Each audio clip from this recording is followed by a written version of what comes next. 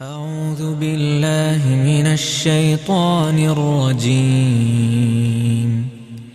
بسم الله الرحمن الرحيم. يا موسى إنه أنا الله العزيز الحكيم.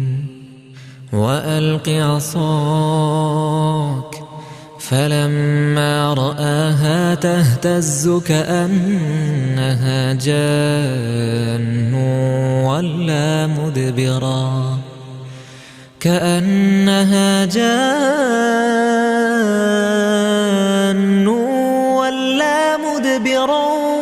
ولم يعقب. يا موسى لا تخف إني لا يخاف لدي المرسلون إلا من ظلم ثم بدل حسنا بعد سوء فإني غفور رحيم. السلام عليكم ورحمة الله وبركاته. ഖുർആൻ പദം 1267 ദിവസത്തിലേക്ക് എല്ലാവരെയും ഹാർദമായി സ്വാഗതം ചെയ്യുന്നു. വിശുദ്ധ ഖുർആനിലെ 27-ാമത്തെ അധ്യായമായ സൂറത്തുൻ നംലിലെ 9 മുതൽ 11 വരെയുള്ള ആയത്തുകളാണ് ഇന്ന് പഠന വിധേയമാക്കുന്നത്. ക്ലാസ് ആരംഭിക്കുന്നതിനായി ആദരണീയനായ ഡോക്ടർ എ വിലായത്തുള്ള സാഹിബിനെ ക്ഷണിക്കുന്നു. അസ്സലാമു അലൈക്കും വറഹ്മത്തുള്ളാഹി വബറകാതുഹു. أعوذ بالله من الشيطان الرجيم. بسم الله الرحمن الرحيم. يا موسى إنه أنا الله العزيز الحكيم. وألق عصاك فلما رآها تهتز كأنها جان ولا مدبرا ولم يعقب. يا موسى لا تخف إني لا يخاف لدي المرسلون إلا من ظلم ثم بدل حسنا بعد سوء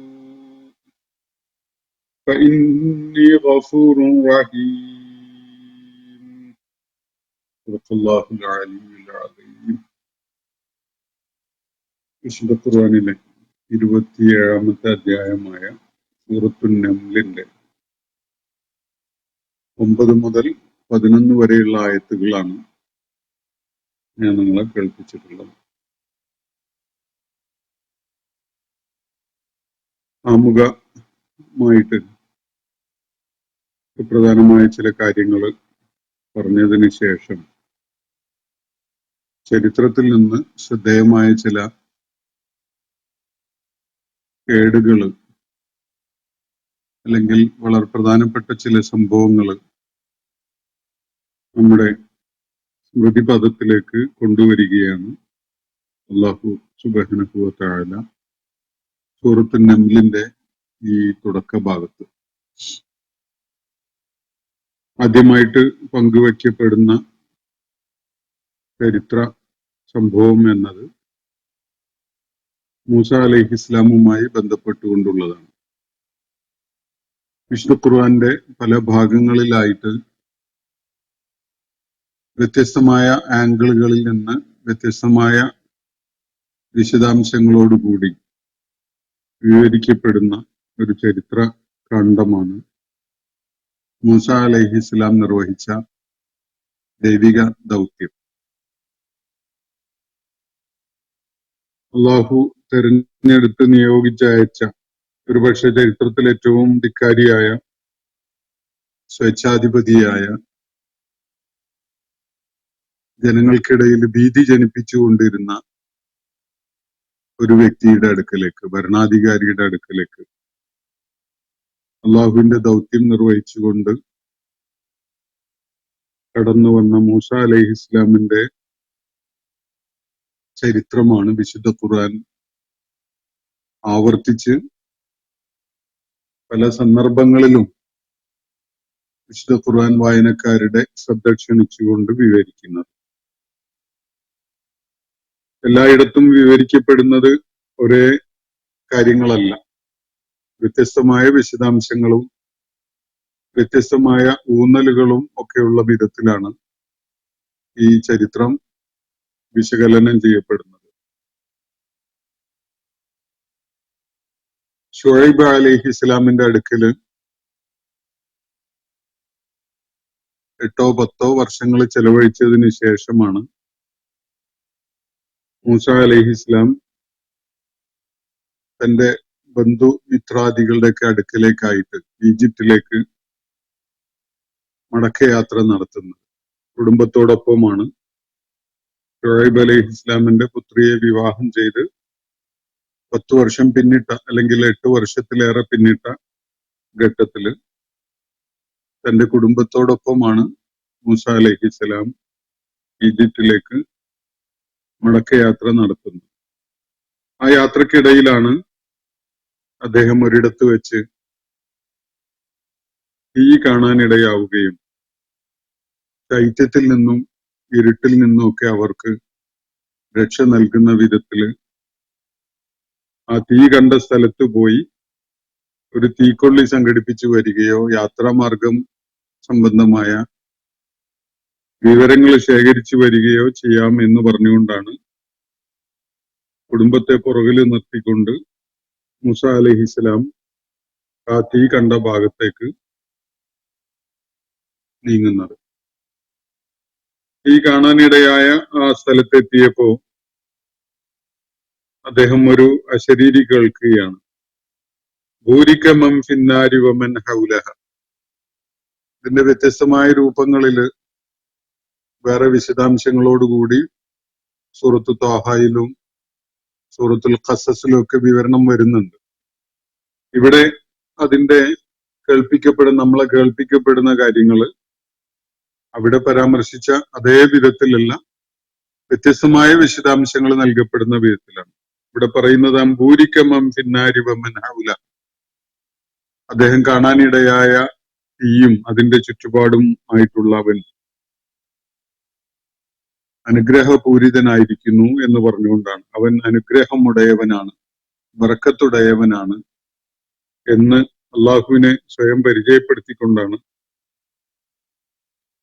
മൂസ അലൈഹിസ്സലാമിന് ആ ശരീരി കേൾക്കാൻ പറ്റുന്നത്. അപ്പൊ സുബ്ഹാനല്ലാഹി റബ്ബിൽ ആലമീൻ,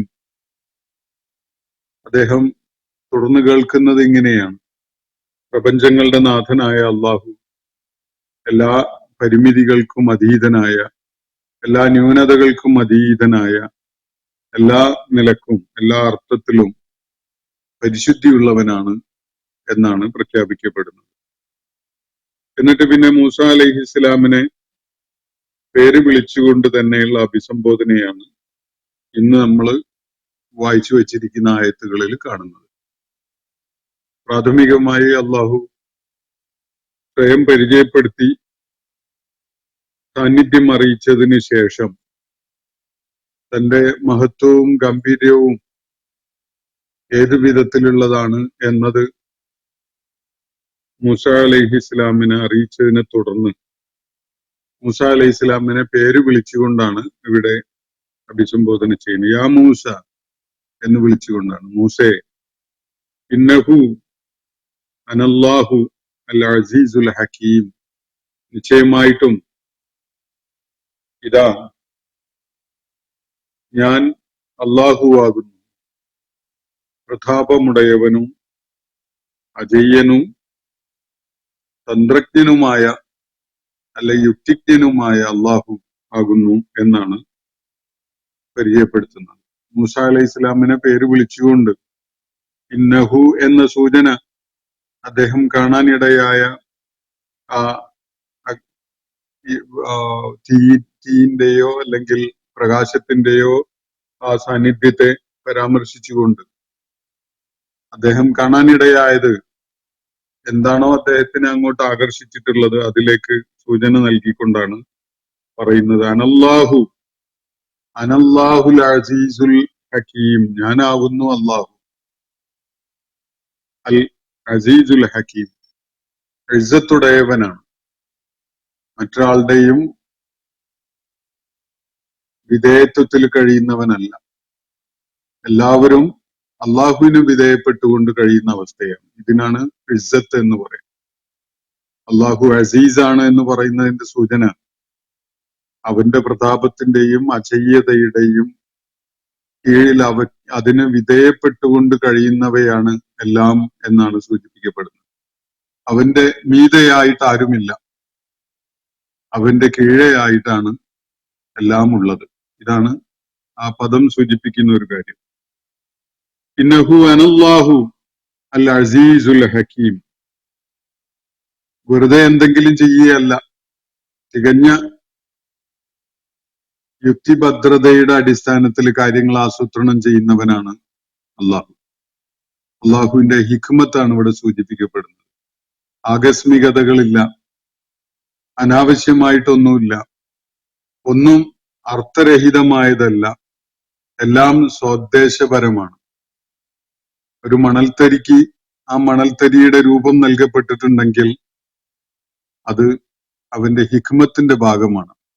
ഒരു നമ്മുടെ നാട്ടുംപുറത്ത് കാണുന്ന ഒരു പഴവർഗ്ഗങ്ങളിൽ പെട്ട എന്തെങ്കിലും ഒന്നിന് അതിനിപ്പോൾ ഉള്ള രുചിയും വർണ്ണവും രൂപവും വാസനയും ഒക്കെ ഉണ്ടെങ്കിൽ അത് ഒരു ആകസ്മികതയല്ല, അള്ളാഹുവിന്റെ ഹിക്മത്തിന്റെ ഭാഗമായി, അള്ളാഹുവിന്റെ യുക്തിഭദ്രതയുടെ ഭാഗമായി രൂപകൽപ്പന ചെയ്യപ്പെട്ടതാണ്.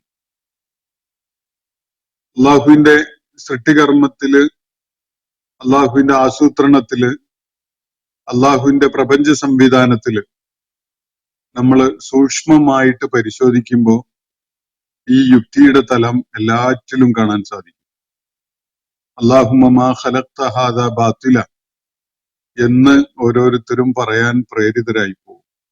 ഇതൊന്നും നീ വൃഥാവിൽ വെറുതെ അർത്ഥരഹിതമായ വിധത്തില്, ഫലശൂന്യമായ വിധത്തില് സൃഷ്ടിച്ചവയല്ല എന്ന് ഓരോരുത്തരും മനസ്സിൽ തട്ടി പറഞ്ഞു പോകുന്ന വിധത്തില് ഒരു സമഗ്രതയും ഒരു യുക്തിപരതയും ഒരു ബുദ്ധിപരതയും ഒക്കെ എല്ലാറ്റിലും കാണാൻ സാധിക്കും. നമ്മളൊരു പഴം പറിച്ച് ഭക്ഷിക്കാൻ ഒരുങ്ങുമ്പോ ആ പഴത്തിന് നമ്മളെ ആകർഷിക്കുന്ന രുചിയും വാസനയും വർണ്ണവും അതുപോലെയുള്ള പല പ്രത്യേകതകളും കാണും. അത് പറിച്ച് നമുക്ക് കഴിക്കാൻ കഴിയുന്ന വിധത്തില് നമ്മുടെ വായ അതിന് ചേരുന്ന വിധത്തിലുള്ളതാണ്. പല്ലുകളും ചുണ്ടുകളും നാവും ഒക്കെ അത് നമുക്ക് പ്രയോജനപ്പെടുത്താൻ കഴിയുന്ന വിധത്തിലുള്ള ഒരു സജ്ജീകരണവും രൂപകൽപ്പനയുമാണുള്ളതെന്ന് കാണാൻ കഴിയും. അതില് വലിയ യുക്തി അടങ്ങിയിട്ടുണ്ട്. ആരാണ് ഇത് ആസൂത്രണം ചെയ്തിട്ടുള്ളത്? ആ പഴം പറിച്ച് തിന്നാൻ നമുക്ക് പറ്റുന്നത് നമുക്ക് അതിന് പറ്റിയ വിരലുകളും കയ്യും ഒക്കെ നൽകപ്പെട്ടതുകൊണ്ടാണ്. അതിനേക്കാൾ ഉയരത്തിലുള്ളതാണെങ്കിൽ നമുക്ക് വല്ല കമ്പോ അല്ലെങ്കിൽ കൊക്കയോ ഒക്കെ ഉപയോഗിച്ച് പറിച്ചെടുക്കാൻ സാധിക്കുന്നുണ്ട്. അതിന് പറ്റിയ കാര്യങ്ങൾ ആസൂത്രണം ചെയ്യാൻ നമുക്ക് ബുദ്ധി നൽകിയിട്ടുണ്ട്. അപ്പൊ അള്ളാഹുവിന്റെ ഏത് സംവിധാനവും പ്രപഞ്ചത്തിലുള്ള എന്ത് ആസൂത്രണമാണ് എങ്കിൽ പോലും അത് വിലയിരുത്തിയാൽ ഒരിക്കലും തന്നെ മൗഢ്യമായ ഒരു കാര്യമാണ് അത് അബദ്ധമായി പോയി, അത് സൃഷ്ടിപ്പില് അങ്ങനെ ഒന്നും വേണ്ടിയിരുന്നില്ല എന്ന് പറയാൻ ആർക്കും സാധ്യമല്ല. എല്ലാറ്റിനും ശരിയായ ഒരു ഉപയുക്തത നമുക്ക് കണ്ടെത്താൻ സാധിക്കും. അള്ളാഹുവിന്റെ മഹത്വം വെളിപ്പെടുത്തുന്ന തലങ്ങളാണ് ഈ രണ്ട് കാര്യങ്ങളും. അള്ളാഹു ഇസ്സത്തുള്ളവനാണ്, അതുപോലെ അള്ളാഹു ഹിക്മത്തുള്ളവനാണ് എന്ന രണ്ട് കാര്യങ്ങൾ. അതിന് തൊട്ടു മുകളിലായിട്ട് അള്ളാഹു പരിശുദ്ധനാണ്, സുബ്ഹാൻ ആണ് എന്ന് പറയുകയുണ്ടായി. അള്ളാഹുവിന്റെ വിശുദ്ധി എന്ന് പറയുന്നത് എല്ലാവിധ ന്യൂനതകളിൽ നിന്നും പരിമിതികളിൽ നിന്നും അതീതനാണ് അവൻ എന്നതാണ്. നമുക്കൊക്കെ കഴിവുകളുണ്ട്, നമുക്കൊക്കെ പല സൗഭാഗ്യങ്ങളും പല നമ്മളൊക്കെ ആഹ്ലാദിപ്പിക്കുന്ന വിധത്തിലുള്ള പല ഗുണങ്ങളും നമ്മളിലൊക്കെ ഉണ്ട്. പക്ഷെ നമ്മളുടെ ഏതേത് കഴിവും ഏതേത് സാധ്യതയും പരിമിതിയുള്ളതാണ്. അതിനൊക്കെ അള്ളാഹു ഒരു ലിമിറ്റ് വെച്ചിട്ടുണ്ട്. നമ്മുടെ ആയുസ്സിന് പോലും അള്ളാഹു ഒരു സമയം നിശ്ചയിച്ചിരിക്കുകയാണ്.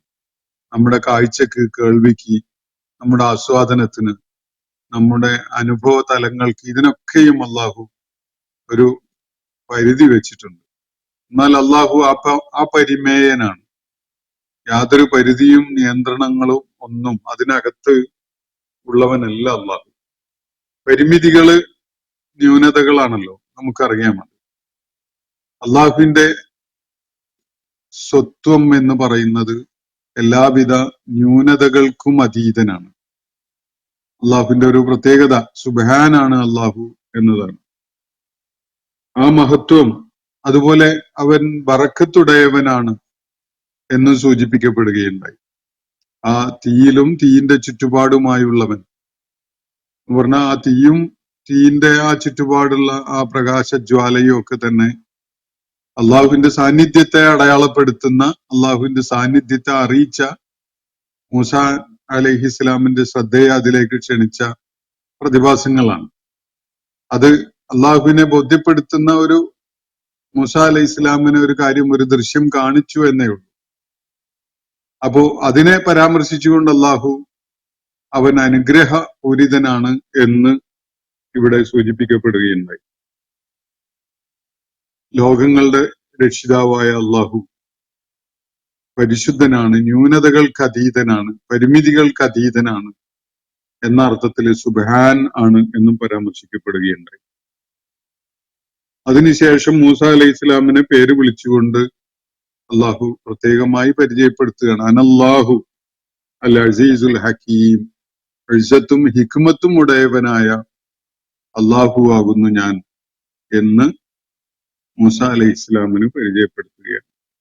എന്നിട്ട് പിന്നെ ഒരു നിർദ്ദേശം നൽകുകയാണ് മൂസ അലൈഹി ഇസ്ലാമിന് അള്ളാഹു. അൽഖി അസാക, നീ നിന്റെ കയ്യിലുള്ള ആ വടി ഒന്ന് താഴെയിട്.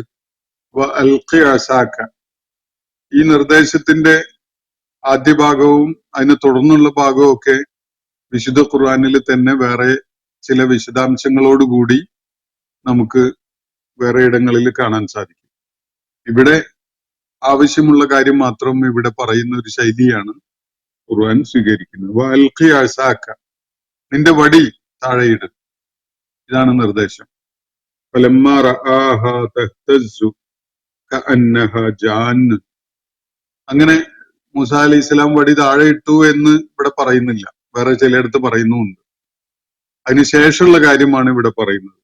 ഫലമ്മാ റആഹ തഹ്തസ്സു, അദ്ദേഹം വടി തറയിലിട്ടു എന്നിവിടെ നമ്മൾ ചേർത്ത് വായിച്ച് മനസ്സിലാക്കേണ്ടതുണ്ട്. അത് വേറെ ചിലയിടങ്ങളിൽ വിവരിക്കപ്പെടുന്നുണ്ട്.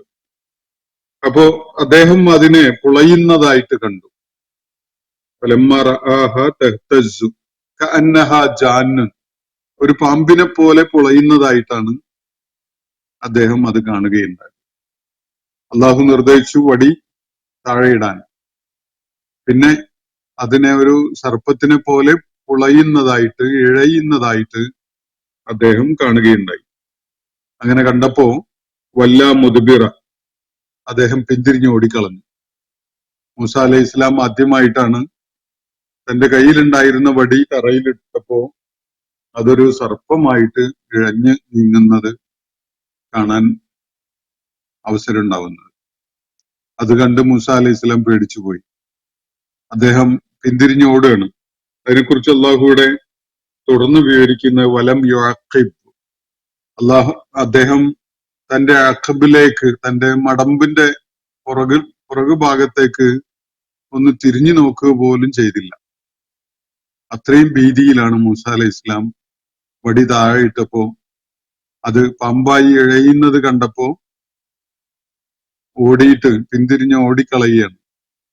എന്നിട്ട് പിന്നെ തിരിഞ്ഞു നോക്കുന്നേ ഇല്ല. വലം യുഅഖിബ്, അഖബിലേക്ക് പിന്നെ അദ്ദേഹം തിരിയുന്നേ ഇല്ല.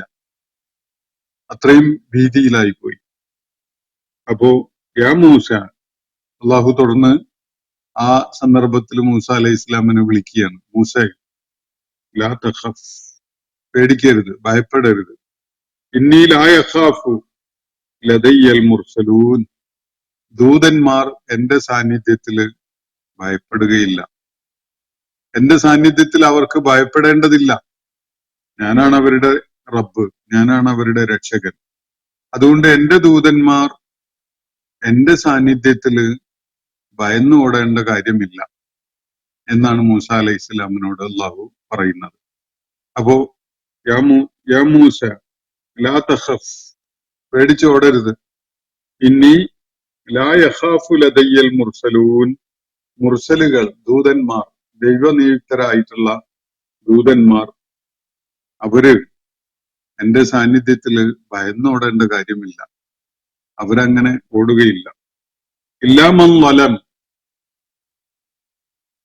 ഏതെങ്കിലും വിധത്തിലുള്ള അതിക്രമം ചെയ്തു പോയവരല്ലാതെ ഇല്ലാമൻ വലം, അധർമ്മം ചെയ്തു പോയവരാണെങ്കിൽ തീർച്ചയായിട്ടും അങ്ങനെയൊക്കെ ഉണ്ടായിരുന്നു വരും. ഇല്ലാമൻ വലം ളുൽമ് ചെയ്ത ആളുകൾ ഒഴികെ. ളുൽമ് ഏതു വിധത്തിലുള്ളതാണെങ്കിലും അള്ളാഹുമായുള്ള ബന്ധത്തിൽ ഉലച്ചിലുണ്ടാക്കുന്നതാണ്. അള്ളാഹു തന്നെ സംരക്ഷിക്കുമെന്ന ജന്മസിദ്ധമായുള്ള ഒരു ബോധത്തെ തകർത്ത് കളയുന്ന, അതില് ഇളക്കം തട്ടിക്കുന്ന ഒരു സംഗതിയാണ് ളുൽമ. കാരണം ളുൽമ അള്ളാഹുവിനോടാണല്ലോ.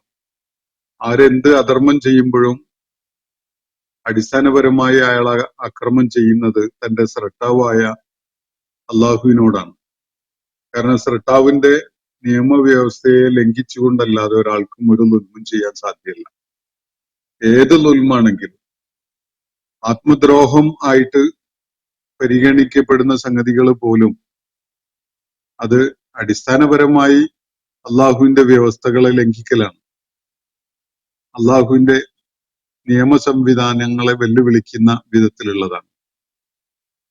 അതിന്റെ സ്വാഭാവികമായിട്ടുള്ള റിസൾട്ട് അത് ചെയ്യുന്ന ആള് അയാളുടെ മാനസികമായ അവസ്ഥയിൽ അള്ളാഹുവിൽ നിന്ന് അകന്നു പോകുന്നു എന്നതാണ്. അള്ളാഹുവിൽ നിന്ന്, അള്ളാഹുവിന്റെ സംരക്ഷണ വലയത്തിലാണ് എന്ന ഒരു സുരക്ഷിതത്വ ബോധം അയാളിൽ ഉണ്ടായിരുന്നതിന് വിള്ളൽ ഉണ്ടാകുന്നു, അല്ലെങ്കിൽ അത് ദുർബലമാകുന്നു എന്നതാണ് അതിന്റെ ഫലം. മൂസ അലൈഹിസ്സലാം അള്ളാഹുവിന്റെ നിർദ്ദേശപ്രകാരം വടി തറയിലിട്ടപ്പോ അതൊരു പാമ്പായി പൊളഞ്ഞ് ഇഴയാൻ തുടങ്ങിയപ്പോ അത് കണ്ട് മൂസ അലൈഹിസ്സലാം പേടിച്ച് പിന്തിരിഞ്ഞ് ഓടുകയാണ്. തിരിഞ്ഞു നോക്കുന്ന പോലുമില്ല. അള്ളാഹു പറയുന്നത് തന്റെ ദൂതന്മാര് തന്റെ സാന്നിധ്യത്തില് ഭയപ്പെടേണ്ടവരല്ല. ആർക്കെങ്കിലും അങ്ങനെ ഭയം ഉണ്ടാവുന്നുണ്ടെങ്കിൽ അതിന് ഒരു കാരണം ഉണ്ടാവും.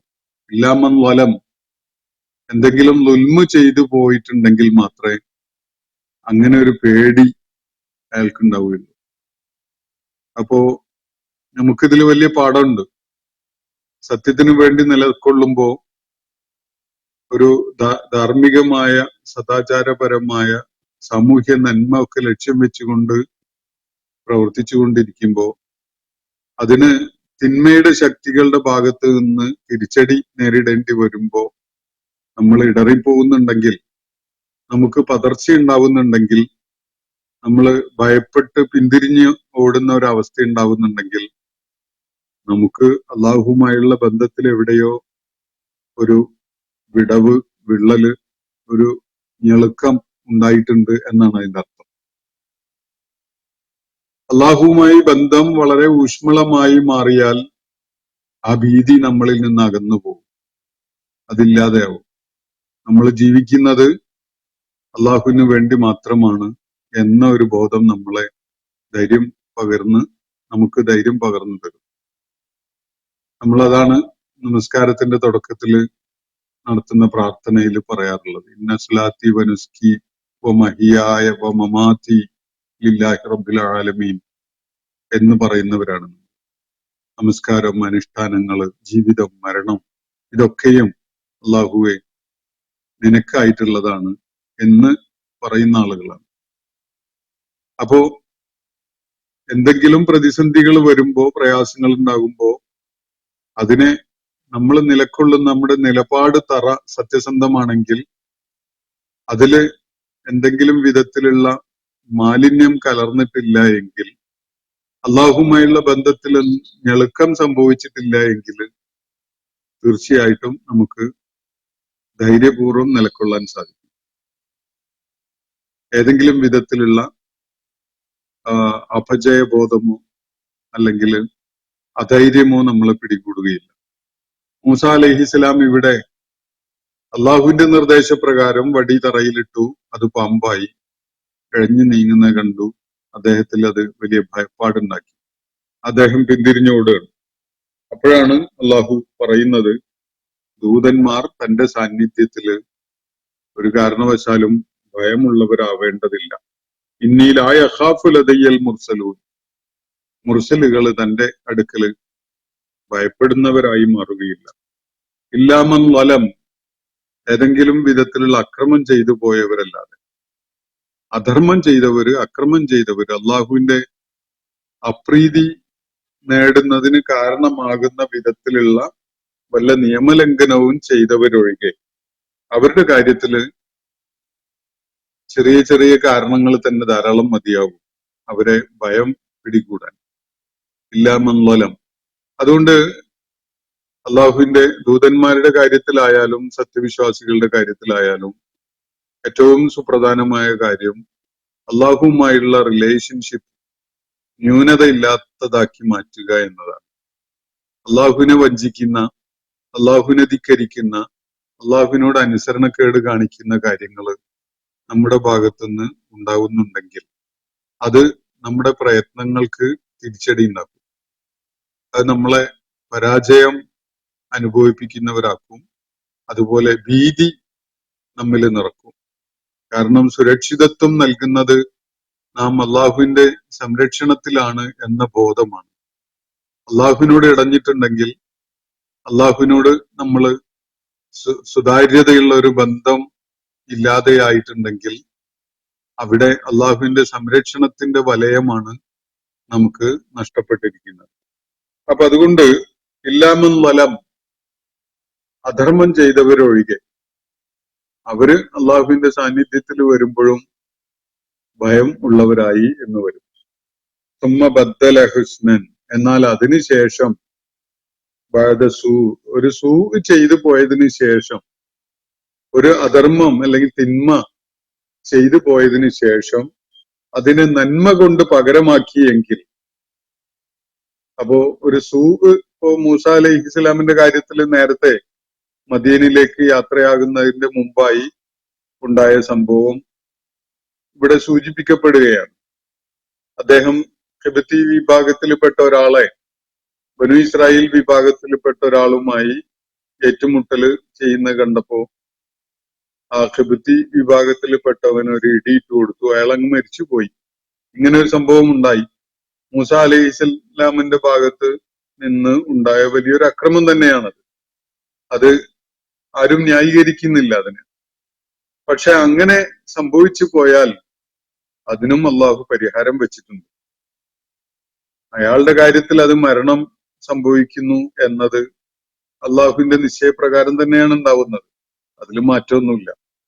പക്ഷെ മൂസ അലൈഹി ഇസ്ലാമിന്റെ കാര്യത്തിൽ അദ്ദേഹം ചെയ്തു പോയത് അക്രമമാണ്.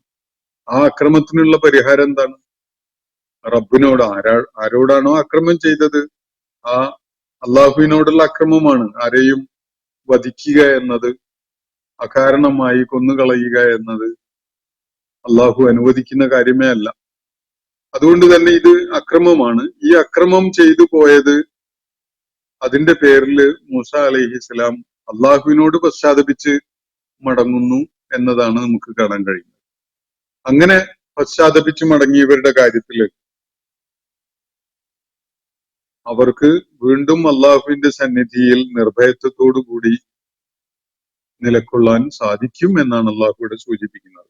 ഇല്ലാമൻ വലമ്മ, അക്രമം ചെയ്തവരുടെ കാര്യത്തിൽ മാത്രമേ അള്ളാഹുവിന്റെ സാന്നിധ്യത്തില് ഭീതി പിടികൂടേണ്ട ഒരു സാഹചര്യം ഉണ്ടാകുന്നുണ്ട്. എന്നാൽ സുമ്മ ബദ്ദല ഹുസ്നൻ ബഅദ സൂ ചെയ്തു പോയതിന് ശേഷം അതിന് പകരമായി നന്മ ചെയ്യുന്നു ഒരാള്. ആ നന്മയുടെ ഒന്നാമത്തെ നിബന്ധനയാണ് ആ ചെയ്തു പോയ തെറ്റില് വളരെ പൂർണ്ണതയോടുകൂടിയുള്ള പശ്ചാത്താപം നടത്തുക എന്നുള്ളത്.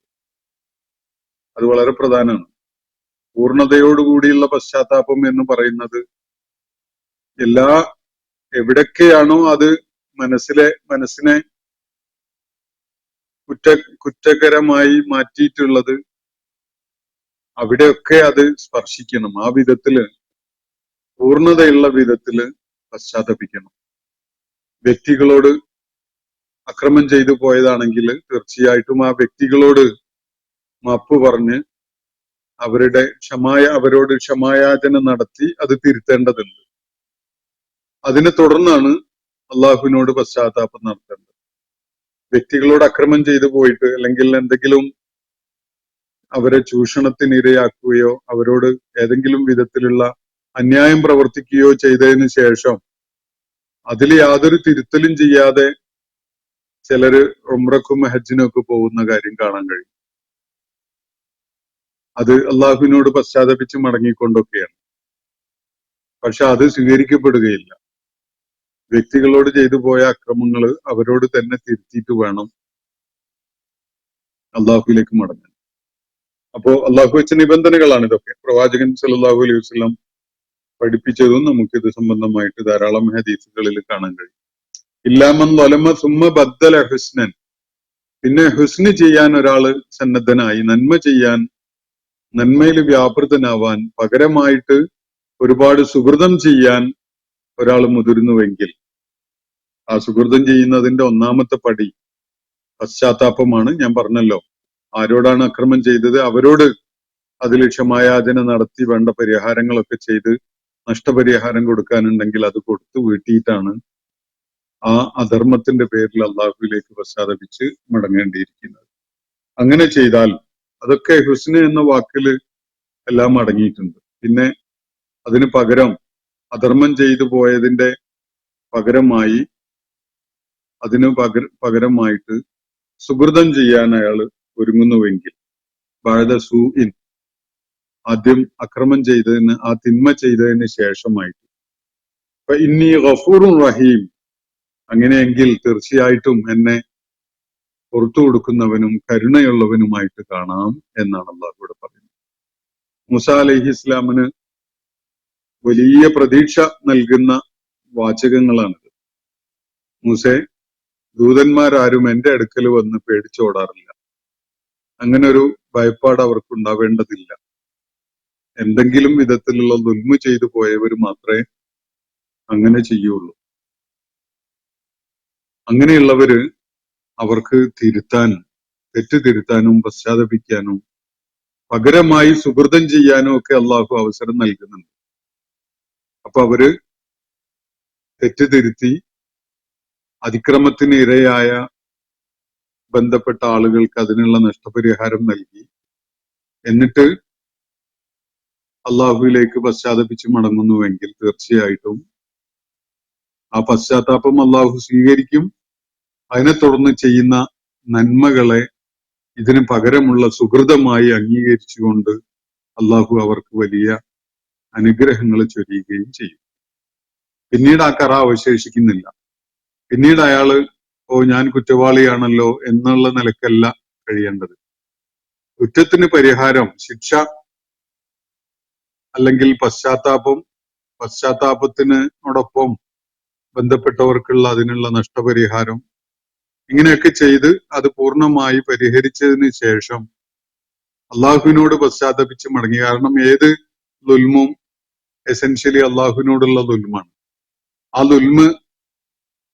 ആ ദുൽമിന്റെ പേരിൽ പശ്ചാത്തപിച്ച് മടങ്ങി അതിനുള്ള പരിഹാരങ്ങൾ ചെയ്തു കഴിഞ്ഞാൽ പിന്നീട് അയാൾ കുറ്റവാളിയാണ് എന്നുള്ള നിലക്കല്ല നടക്കേണ്ടത്.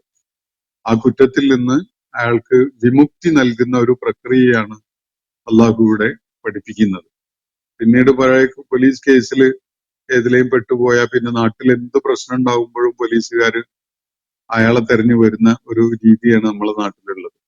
എപ്പോഴെങ്കിലും എന്തെങ്കിലും ഒരു സംഗതിയിൽ അകപ്പെട്ടു പോയിട്ടുണ്ടാവും. പക്ഷെ പിന്നീട് അയാള് എന്ത് പ്രശ്നം നാട്ടിലുണ്ടായാലും ആദ്യം അയാളെയാണ് പിടികൂടുക, ചോദ്യം ചെയ്യുക. അത് കാലങ്ങൾ കഴിഞ്ഞാലും അവർക്കൊരു ലിസ്റ്റ് ഉണ്ടാവും. ആ ലിസ്റ്റ് അനുസരിച്ചാണ് അവർ പ്രൊസീഡ് ചെയ്യുക. അങ്ങനെ ഒരു രീതിയല്ല അള്ളാഹുവോട് പഠിപ്പിക്കുന്നത്. ദുൽമ ചെയ്തു പോവുകയും അതിന് പരിഹാരമായിട്ട് അതിന് ബദലായിട്ട് സുഹൃതം ചെയ്യുകയും ചെയ്ത ആളുകൾ, അവരുടെ കാര്യത്തിൽ പിന്നെ ഇവിടെ പരാമർശിക്കപ്പെട്ട വിധത്തില് ഭയപ്പാടോടുകൂടി കഴിയേണ്ട കാര്യമില്ല. കാരണം ഇന്നി ഗഫൂറുൻ റഹീം, നിശ്ചയമായിട്ടും ഞാൻ ഗഫൂറാണ്, പുറത്തു കൊടുക്കുന്നവനാണ്, അതുപോലെ കരുണ ചൊരിയുന്നവനുമാണ്, റഹീമുമാണ് എന്നാണ് മൂസ അലൈഹി ഇസ്ലാമിനോട് അള്ളാഹുവിടെ പറയുന്നത്. വേറെ ചിലയിടങ്ങളിൽ ഇതിന്റെ വിശദാംശങ്ങൾ നമുക്ക് കാണാം. സൂറത്തുൽ ഖസസിൽ 16-ാമത്തെ ആയത്തില് അള്ളാഹു സൂചിപ്പിക്കുന്നത് മൂസ അലൈഹി ഇസ്ലാം ഇങ്ങനെ പ്രാർത്ഥിക്കുന്ന വിധത്തിലാണ്. റബ്ബി ഇന്നി ലലംതു നഫ്സി, എന്റെ നാഥ, ഞാൻ എന്നോട് തന്നെ വലിയ ദ്രോഹം ചെയ്തു പോയി, ഞാനൊരു ആത്മദ്രോഹം ചെയ്തവനായി പോയി. അള്ളാഹുവിനെ ധിക്കരിക്കുന്ന ഓരോരുത്തരും, അള്ളാഹുവിന്റെ നിയമങ്ങളെ ലംഘിക്കുന്ന ഓരോരുത്തരും ആത്മദ്രോഹം തന്നെയാണ് ചെയ്യുന്നത്. കാരണം അതിന്റെ ദുരന്ത ഫലം ഓരോരുത്തരുടെയും നഫ്സ് ഏറ്റുവാങ്ങേണ്ടി വരുന്നു എന്നതാണ്. റബ്ബി ഇന്നി ലലംതു നഫ്സി ഫഗ്ഫിർലി ഫഗ്ഫിർലി, അതുകൊണ്ട് നീ എനിക്ക് പുറത്തു തരണമേ. മൂസ അലൈഹി ഇസ്ലാം നടത്തിയ പ്രാർത്ഥന സൂറത്തുൽ ഖസസില് അള്ളാഹു ഉദ്ധരിക്കുന്നതാണ്. റബ്ബി ഇന്നി ലലംതു നഫ്സി, എന്റെ നാഥ, ഞാൻ എന്നോട് തന്നെ വലിയ അക്രമം ചെയ്തു പോയി. ഫഗ്ഫിർലി, അതുകൊണ്ട് നീ എനിക്ക് പുറത്തു തരണമേ എന്നാണ്. തുടർന്ന് അള്ളാഹു ഉടനെ തന്നെ പറയുന്നത് ഫഗഫറ ലഹു എന്നാണ്. അങ്ങനെ അവൻ അദ്ദേഹത്തിന് പുറത്തു കൊടുക്കുകയുണ്ടായി. അള്ളാഹു സുബ്ഹാനഹു വ തആല മൂസ അലൈഹി ഇസ്ലാമിന് അദ്ദേഹത്തിന്റെ പശ്ചാത്താപം സ്വീകരിച്ച് അദ്ദേഹത്തിന് മഗ്ഫിറത്ത് നൽകി പുറത്തു കൊടുത്തു എന്നാണ്. അള്ളാഹു അദ്ദേഹത്തിന്റെ പശ്ചാത്താപം സ്വീകരിച്ചു, പുറത്തു കൊടുത്തു. ഈ കാര്യമാണ് സൂറത്തുൽ ഖസസിൽ സൂചിപ്പിക്കുന്നത്. അങ്ങനെ സംഭവിച്ചു കഴിഞ്ഞ ഒരാള് വീണ്ടും അള്ളാഹുവിന്റെ സാന്നിധ്യത്തിൽ ഭയപ്പെട്ട് ഓടേണ്ടതില്ല എന്നുകൂടി ഈ ആയത്തിന്റെ സൂചനയായിട്ട് നമുക്ക് മനസ്സിലാക്കാൻ സാധിക്കും. മൂസ അലൈഹി ഇസ്ലാമിന് സംഭവിച്ചു പോയ കളങ്കം അതിന്റെ എത്ര ചെറിയ അംശമാണെങ്കിലും അതിന്റെ കറ മനസ്സിൽ അവശേഷിക്കുന്നുണ്ടെങ്കിൽ അങ്ങനെ ഒരു തോന്നല് മനസ്സിൽ നിന്ന് പൂർണ്ണമായി തുടച്ചു നീക്കുകയാണ് ദൗത്യ നിർവഹണത്തിന് നിർദ്ദേശിക്കപ്പെടുന്ന ആദ്യഘട്ടത്തിൽ തന്നെ അള്ളാഹുവിടെ ചെയ്യുന്നത്. കാരണം ആ കുറ്റബോധത്തോടു കൂടി ആ പാപത്തിന്റെ കറ പേറിക്കൊണ്ട് മൂസ അലൈഹി ഇസ്ലാമിന് ഈ ദൗത്യം നിർവഹിച്ച് പൂർത്തിയാക്കാൻ സാധിക്കില്ല. അദ്ദേഹത്തിന് കാലിടറി പോകും, മുട്ടുവിറയ്ക്കും, അധൈര്യമുണ്ടാകും, അധൈര്യം അദ്ദേഹത്തെ പിടികൂടും. ഇങ്ങനെയൊക്കെയുള്ള സാഹചര്യങ്ങൾ സംജാതമാകും. അതുകൊണ്ട് തുടക്കത്തിൽ തന്നെ അള്ളാഹു അദ്ദേഹത്തിന്റെ മനസ്സിൽ നിന്ന് അദ്ദേഹത്തിന് സംഭവിച്ച ആ തെറ്റിന്റെ പേരിലുള്ള കുറ്റബോധവും അതിന്റെ കറയും ഒക്കെ തുടച്ചു നീക്കുകയാണ്. അദ്ദേഹം ആവശ്യത്തിന് പശ്ചാത്തപിച്ചു കഴിഞ്ഞു, അള്ളാഹു അദ്ദേഹത്തിന് പുറത്തു കൊടുക്കുകയും ചെയ്തിട്ടുണ്ട്. ഇനിയും അദ്ദേഹം ഭയപ്പാടോടുകൂടി കഴിയേണ്ടതില്ല അത് സംബന്ധമായിട്ട് എന്നാണ് ഇവിടെ സൂചിപ്പിക്കുന്നത്. തെറ്റ് സംഭവിക്കാത്തവരായിട്ട് ആരുമില്ല. അത് തിരുത്താനുള്ള സന്നദ്ധത ഉണ്ടാവുകയും അതിന്റെ പേരിൽ നഷ്ടമുണ്ടായവർക്ക് അതിനുള്ള പരിഹാരം നൽകാൻ സന്നദ്ധരാവുകയും അള്ളാഹുവിനോട് പശ്ചാത്തപിച്ച് മടങ്ങുകയും അത് വളരെ മനസ്സ് തട്ടിക്കൊണ്ട് തന്നെ ചെയ്യുകയും ഈ ചെയ്തു പോയ തിന്മയ്ക്ക് ബദലായിക്കൊണ്ട് സുഹൃതം ജീവിതത്തിൽ പെരുപ്പിക്കുകയും ചെയ്യുക എന്നതാണ് അതിനുള്ള വഴി. അങ്ങനെ ചെയ്യുന്നതോടുകൂടി പിന്നെ അവര് ആ കുറ്റത്തിൽ നിന്ന്, ആ കുറ്റബോധത്തിൽ നിന്ന് ഒക്കെ മുക്തരാകും. പിന്നെ മനസ്സിൽ നിന്ന് തന്നെ പൂർണ്ണമായിട്ട് തേഞ്ഞു മാഞ്ഞു പോകും. പിന്നീട് അത് അവരെ വേട്ടയാടുകയില്ല. അവരുടെ മനസ്സുകളെ വേട്ടയാടുന്ന ഒരു കുറ്റബോധമായിട്ട് അവരോടൊപ്പം പിന്നെ അത് ഉണ്ടാവുകയില്ല. അപ്പോ മൂസ അലൈഹി ഇസ്ലാമിനെ ദൗത്യ നിർവഹണത്തിന് ചുമതല ഏൽപ്പിക്കപ്പെട്ട ആ ആദ്യഘട്ടത്തിൽ തന്നെ അദ്ദേഹത്തെ നിരന്തരമായി വേട്ടയാടിക്കൊണ്ടിരുന്ന ആ കുറ്റബോധം അള്ളാഹു പശ്ചാത്താപം സ്വീകരിച്ചിരിക്കുന്നു, പുറത്തു കൊടുത്തിരിക്കുന്നു എന്ന വിധത്തില് അദ്ദേഹത്തെ ബോധ്യപ്പെടുത്തിക്കൊണ്ട് അള്ളാഹു ആ കറ അദ്ദേഹത്തിന്റെ മനസ്സിൽ നിന്ന് തുടച്ചു നീക്കുകയാണ് ഈ വാക്കുകളിൽ എന്ന് നമുക്ക് കാണാൻ സാധിക്കും. ഇവിടെ ഈ തുടക്കത്തില് ഇപ്പോ മൂസ അലൈഹി ഇസ്ലാമിനോട് വടി താഴെയിടാൻ പറഞ്ഞു. അദ്ദേഹം വടി താഴെയിട്ടപ്പോ അതൊരു ജാന്നിന്റെ രൂപത്തിലായി എന്നാണല്ലോ അവിടെ സൂചിപ്പിച്ചത്. വിശുദ്ധ ഖുർആനില് വ്യത്യസ്തങ്ങളായ പദങ്ങളാണ് ഈ മൂസ അലൈഹി ഇസ്ലാമിന്റെ വടി തറയിലിട്ടപ്പോ പാമ്പായ കാര്യം പറയാൻ ഉപയോഗിക്കുന്നത്. ഒന്ന് ഇവിടെ സൂചിപ്പിച്ച ജാന്ന് എന്നതാണ്.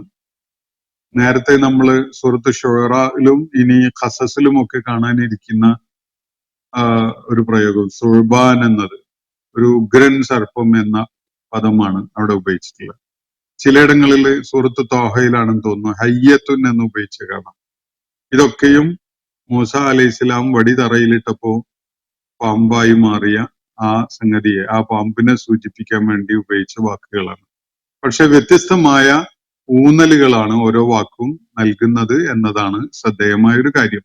ഇവിടെ പാമ്പിന്റെ പുളച്ചില് പ്രത്യേകം എടുത്തു കാണിക്കാനാണ്. കാരണം അത് കണ്ടിട്ടാണ് മൂസ അലൈഹി ഇസ്ലാം പേടിച്ച് ഓടുന്നത്. പാമ്പ് ഇങ്ങനെ പുളയുന്ന ഒരു കാഴ്ച. ആ പുളച്ചില് കാണിക്കുന്ന ഒരു പ്രയോഗമാണ് ഇവിടെ ജാൻ എന്നുള്ള പദം ഉപയോഗിച്ചുകൊണ്ട് അള്ളാഹു സൂചിപ്പിക്കുന്നത്. ആ പുളയുന്ന, കാണുകയും കാണാതാവുകയും ഒക്കെ ചെയ്യുന്ന വിധത്തിലാണ് അതിന്റെ ഒരു പ്രകടനം. അപ്പോ ആ വിധത്തില് നമ്മുടെ ദൃഷ്ടിയെ റാഞ്ചിക്കളയുന്ന വിധത്തിലുള്ള ഒരു പുളച്ചില്, അതാണ് പാമ്പിന്റെ ആ ഇഴയലില് മൂസ അലൈഹി ഇസ്ലാമിന് അനുഭവപ്പെടുന്നത്. അതാണ് ഇവിടെ ഊന്നുന്നത്. പാമ്പിന്റെ അതിന്റെ അപ്പിയറൻസിലുള്ള ആ വലിപ്പവും ഭീതി ജനിപ്പിക്കുന്ന ആ ആസ്പെക്റ്റും സൂചിപ്പിച്ചുകൊണ്ട് ഉപയോഗിക്കുന്ന ഒരു പ്രയോഗമാണ് സുർബാൻ എന്നത്. ഒരു അത്യുഗ്രൻ സർപ്പം എന്നതാണ് അതുകൊണ്ടുള്ള സൂചന. ഹയ്യത്ത് എന്നത് അതിന്റെ റൂട്ട് മീനിങ് തരുന്ന ഒരു സംഗതിയാണ്. ഹയ്യത്ത് എന്ന് പറഞ്ഞാൽ ജീവനുള്ളത് എന്നാണ് അതിന്റെ ഏറ്റവും അടിസ്ഥാനപരമായ അർത്ഥം. ഒരു ജീവി എന്നൊക്കെയുള്ള അർത്ഥത്തിലുള്ളത്. അത് പാമ്പാണ്, ജീവനുള്ള ഒരു സംഗതിയാണ് എന്ന നിലക്ക് പാമ്പിനെ സൂചിപ്പിച്ചുകൊണ്ട് അറബി ഭാഷയിൽ ഉപയോഗിക്കാറുള്ള പ്രയോഗമാണ്. അപ്പൊ അത് എസെൻഷ്യലായ ഒരു മീനിങ് മാത്രമേ തരുന്നുള്ളൂ, ഹയ്യത്ത് എന്നുള്ളത്. സുർബാൻ എന്ന് പറഞ്ഞാല് വലിയ ഒരു അത്യുഗ്രൻ സർപ്പം എന്ന സൂചനയാണ്. ജാന് എന്നത് ഇവിടെ അതിന്റെ പൊളച്ചില് എടുത്ത് പ്രത്യേകം നമ്മളെ ശ്രദ്ധയിലേക്ക് കൊണ്ടുവരുന്ന വിധത്തിലുള്ള ഒരു പ്രയോഗമാണ്. ഇതൊക്കെയും തന്നെ മൂസ അലൈഹി ഇസ്ലാം വടി തറയിലിട്ടപ്പോ അത് സർപ്പമായി മാറി എന്നതിന്റെ ആ സർപ്പത്തിനെ സൂചിപ്പിക്കുന്ന പ്രയോഗങ്ങളാണ് എന്നത് സൂക്ഷ്മമായി വിശകലനം ചെയ്താൽ നമുക്ക് മനസ്സിലാക്കാൻ സാധിക്കും. അപ്പോ പാപമോചനം നൽകിക്കൊണ്ട് അതിനെ തുടർന്ന് മൂസ അലൈഹി ഇസ്ലാമിന് അതിന്റെ ശേഷം എന്തെങ്കിലും ശിക്ഷ നൽകിയല്ല അള്ളാഹു ഇവിടെ ചെയ്യുന്നത്. അള്ളാഹു അദ്ദേഹത്തിന്റെ പശ്ചാത്താപം സ്വീകരിച്ചു. ഒരു 8-10 വർഷം നാട്ടിൽ നിന്ന് അകന്ന് ജീവിക്കേണ്ടി വന്നു എന്നതും അവിടെ തന്നെ അദ്ദേഹത്തിന് ഈ കുറ്റബോധം അദ്ദേഹത്തെ നിരന്തരം വേട്ടയാടിക്കൊണ്ടിരുന്നു എന്നതും ഒക്കെ തന്നെയാണ് അള്ളാഹു അതിന് നൽകിയിട്ടുള്ള ഒരു പരിഹാരം. അത് കഴിഞ്ഞു. ഇനി അള്ളാഹുവിന്റെ എല്ലാവിധ അനുഗ്രഹങ്ങളും ഏറ്റുവാങ്ങിക്കൊണ്ട് അള്ളാഹുവിന്റെ